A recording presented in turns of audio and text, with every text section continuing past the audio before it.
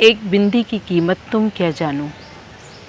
वाकई आजकल की लड़कियां एक बिंदी की कीमत बिल्कुल नहीं जानती हैं, क्योंकि और ख़ासकर वो अपने सास ससुर को प्रताड़ित करने के लिए तो कुछ भी करने को उतारू रहती हैं। एक छोटी सी कहानी है कि एक फेरी वाला आता है, उसके ठेले पर बिंदी, कंघा, लिपस्टिक, नेल पॉलिश और ये इस टाइप की बहुत सारी चीज़ें हैं जो कि वो बेच रहा होता है।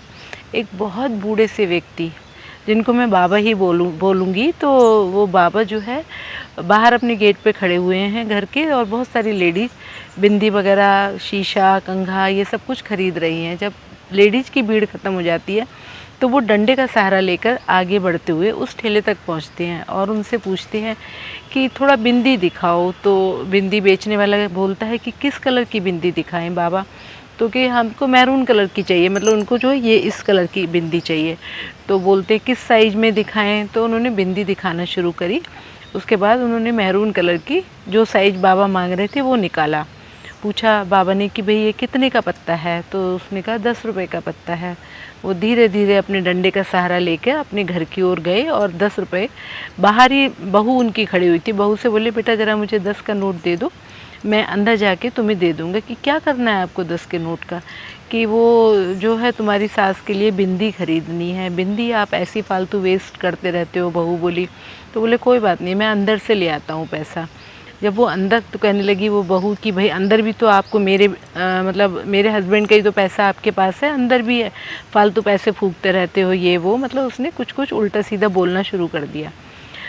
वो जो दादी थी वो भी सुन रही थी इस बात को, तो दादी बोलती हैं कि अरे शांत रहो, अपने हस्बैंड से बोली शांत रहो, कोई बात नहीं है, जाओ मंदिर में से सिंदूर वो ले आओ, रोली, और वो मेरे माथे पे लगा दो, वो भी चलेगा, कुछ नहीं है, मतलब परेशान मत हो। तो बाबा धीरे धीरे जाके मंदिर में से रोली लेने के लिए जाते हैं, तो देखते हैं कि जब वो लौट के आते हैं तो दादी में कुछ भी, मतलब कुछ भी मोशन नहीं हो रहा है। तो उन्होंने कहा कि भाई क्या सो गई, कि वो अब दादी बोले ही ना। तो उन्होंने कहा कि मैं बिंदी लेके आया हूँ, देखो रोली लगाने लाया हूँ तुम्हारे को। पता लगा जब उनको हिलाया डुलाया तो बिल्कुल वो हिले ना, समझ में आ गया कि वो स्वर्गवासी हो गई हैं। तो फिर मतलब ऐसी शोर मच गया, मोहल्ले के सारे लोग आ गए, तो उनकी डेड बॉडी तैयार हुई। मतलब जब उनकी अर्थी सजी तो उनको पूरा दुल्हन की तरह सजाया गया, क्योंकि वो सुहागन जा रही थी इस दुनिया से। तो जब उनको अच्छे से जब सुहागन बना के तैयार कर दिया गया, तो उन बाबा को बुलाया गया कि भाई देख लो अपनी वाइफ को। तो बाबा जो है धीरे धीरे डंडे के बल से चल के जब वहाँ पहुँचे, तो उन्होंने एकदम से वो बिंदी, जो बड़ी सी बिंदी उनके माथे पर लगी हुई थी दादी के, वो हटाई, और फिर मंदिर से रोली का टीका लेके आए और रोली उनके माथे पर लगा दी। कहते हैं कि नहीं, मेरी औकात बिंदी वाली नहीं थी, तो बिंदी लगा के तुम नहीं जाओ, मतलब जब हमारी औकात जहाँ तक है हम वहीं तक काम करेंगे। तो फ्रेंड्स देखो, ये जो आज की जनरेशन है वो इतनी छोटी छोटी चीज़ों के लिए हमारे बुज़ुर्गों को परेशान, प्रताड़ित करती है, कि जिस पर मतलब कुछ समझ नहीं आता है कि ये ऐसा क्यों करती है।